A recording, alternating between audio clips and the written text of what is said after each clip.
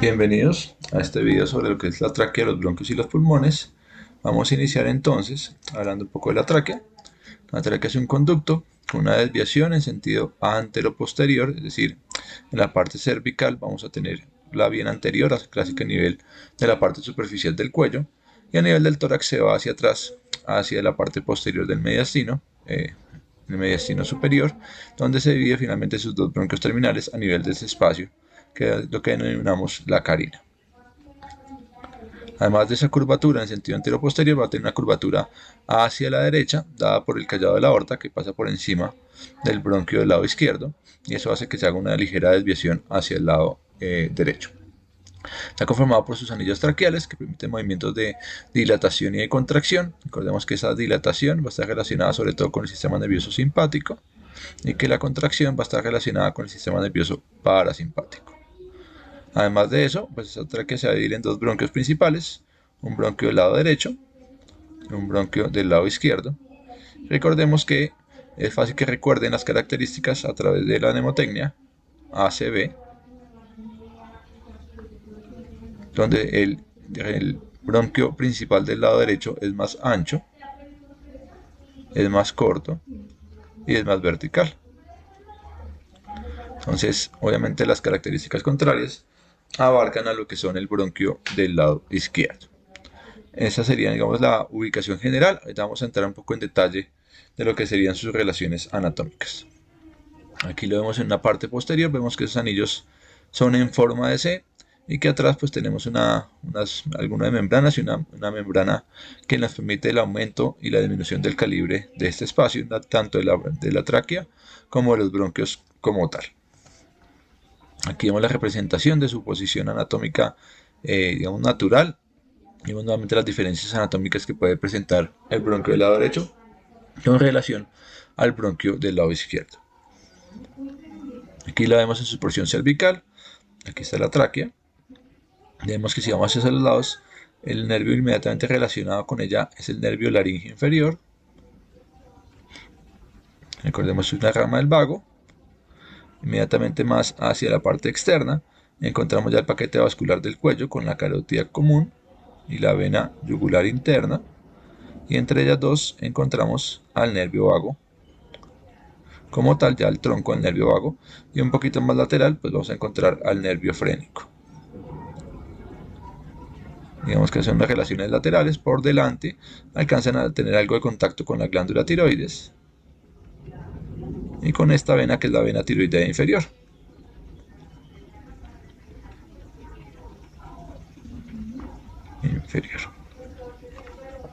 Eso a nivel cervical.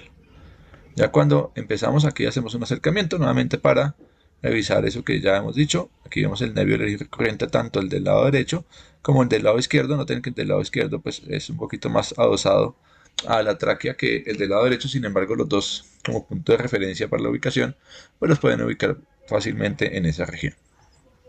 Ya cuando llega al tórax, la tráquea se mueve ligeramente para atrás, entra en contacto con la aorta, con el callado de la aorta, y entra en contacto también con el tronco venoso brachiocefálico, sobre todo el del lado izquierdo. Que eso les puede servir mucho cuando lo estén tratando de ubicar en alguna imagen. Eso en sentido anterior. Sabemos que en sentido posterior, pues la estructura que siempre va a estar, como la vemos aquí en la imagen, pues es el esófago, que siempre desde el punto de vista inclusive embriológico, si recuerdan la embriología, pues va a estar relacionada también con este elemento traqueal. Aquí entonces, simplemente para que recordemos de esa relación con el callado y, como les decía, con el tronco venoso brachiocefálico del lado izquierdo y con el callado de la aorta. Aquí ya la vemos igual, digamos, sin las demás estructuras. Tengamos en cuenta algunas cuestiones importantes acá en cuanto a los bronquios principales. Fuera de esas características, si son algunas relaciones anatómicas que ellos tienen.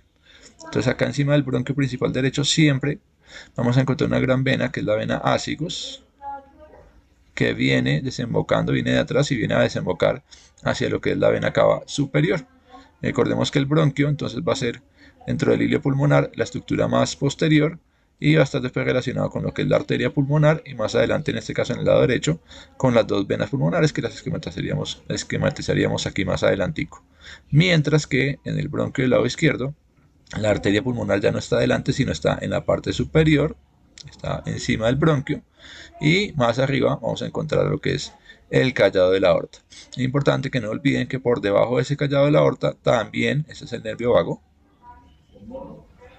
él viene descendiendo o pasando por debajo y devolviéndose lo que es el nervio laríngeo inferior,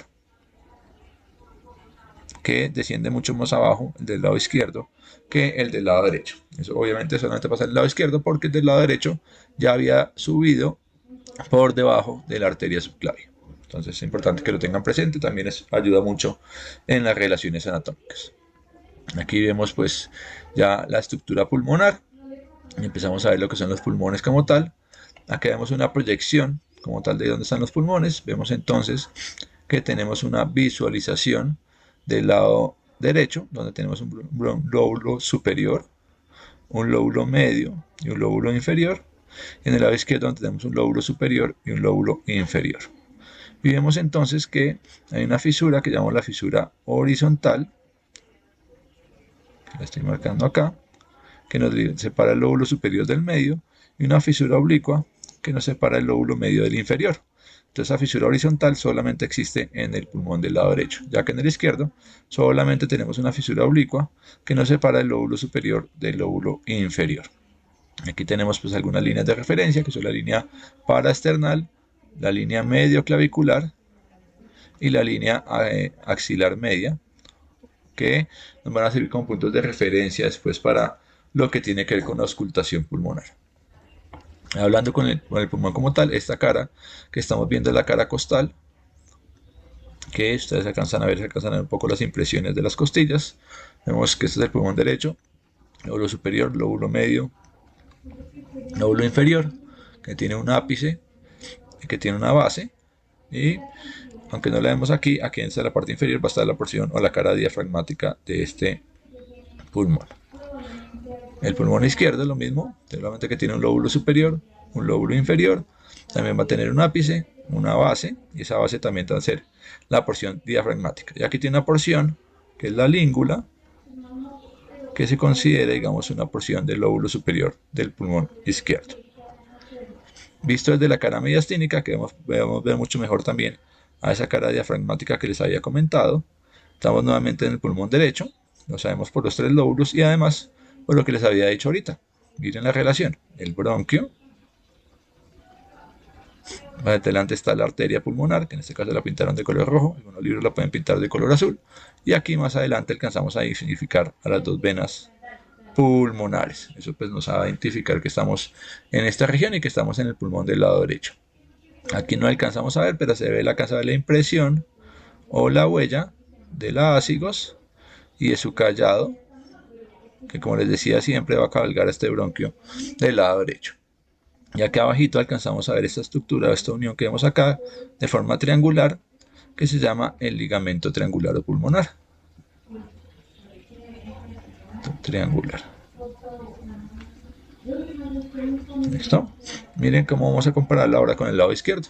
Entonces el lado izquierdo tenemos lo que es el bronquio nuevamente, pero miren que la arteria ya está en la parte superior y las venas por lo tanto están en la relación anterior, en relación a ese bronquio como tal. Aquí la estructura que va a pasar por encima, sabemos que no es la arteria, pero también está pasando lo que es el callado de la aorta, que está yéndose a formar esa aorta descendente, y pues obviamente igualmente tenemos ese ligamento pulmonar o triangular. Desde el punto de vista funcional también es importante recordar que ese ligamento pulmonar o triangular también tiene que ver o está relacionado con la unión de las dos pleuras, la de la pleura parietal y de la pleura visceral. Entonces aquí tenemos una visión donde vemos que en la parte derecha pues conservamos esas relaciones que les acabo de nombrar de ese ilio, y aquí aparece una arteria que ahorita la vamos a ver con más detalle, que es la arteria bronquial, que a veces la pueden encontrar ahí detrás del bronquio fuente. Y la visión del lado izquierdo, miren que aquí también podemos ver acá las arterias bronquiales en esa región y pues las estructuras que ya habíamos mencionado con anterioridad. Entonces, más adelante, ¿qué le pasa al pulmón? El pulmón a los bronquios como tal. Los bronquios empiezan a dividirse cada vez más. Teníamos inicialmente tres segmentaciones o tres porciones en el lado derecho y teníamos dos porciones en el lado izquierdo. Sin embargo, cada una de esas porciones va a dividirse en algo que llamamos unos bronquios segmentarios. Voy a buscar acá una imagen para que me permita ilustrarles un poco mejor esa impresión. Entonces, aquí tenemos la carina, ¿cierto? Entonces sabemos que acá tenemos el bronquio principal o fuente, lo pueden llamar de las dos formas, del lado derecho. Aquí tenemos el bronquio principal del lado izquierdo. Y aquí entonces vamos a tener un bronquio lobar, que es el bronquio lobar superior. Este, antes de dividirse acá, se llama el bronquio intermedio.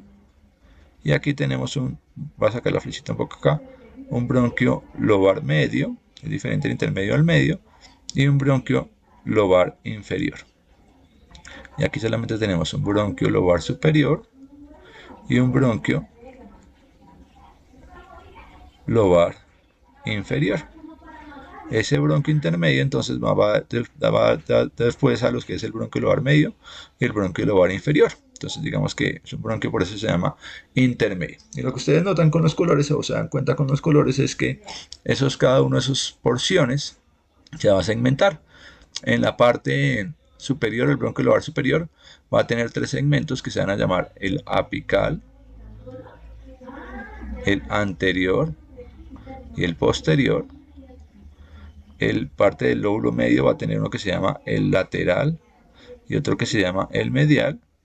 Y finalmente hacia acá, hacia la parte inferior, vamos a tener uno que llamamos superior, uno que llamamos apical con todas las combinaciones. Aquí quiere decir, perdón, apical no, basal, que lo vamos a llamar anterior, basal posterior, basal lateral y basal medial.